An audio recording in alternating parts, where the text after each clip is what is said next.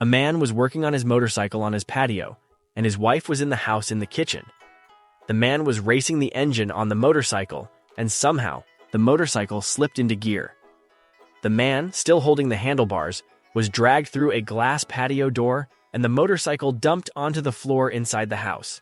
The wife, hearing the crash, ran into the dining room and found her husband laying on the floor, cut and bleeding, the motorcycle lying next to him, and the patio door shattered. The wife ran to the phone and summoned an ambulance. Because they lived on a fairly large hill, the wife went down the several flights of long steps to the street to direct the paramedics to her husband. After the ambulance arrived and transported the husband to the hospital, the wife righted the motorcycle and pushed it outside. Seeing that gas had spilled on the floor, the wife obtained some paper towels, blotted up the gasoline, and threw the towels in the toilet. The husband was treated at the hospital and was released to come home. After arriving home, he looked at the shattered patio door and the damage done to his motorcycle.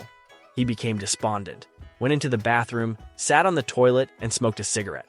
After finishing the cigarette, he flipped it between his legs into the toilet bowl while still seated. The wife, who was in the kitchen, heard a loud explosion and her husband screaming. She ran into the bathroom and found her husband laying on the floor.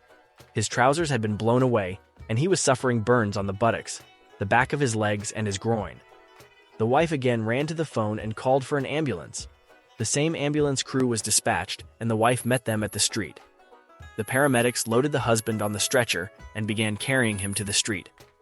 While they were going down the stairs to the street, accompanied by the wife, one of the paramedics asked the wife how the husband had burned himself. She told them, and the paramedics started laughing so hard, one of them tipped the stretcher and dumped the husband out. He fell down the remaining steps and broke his arm. Now that is a bad day.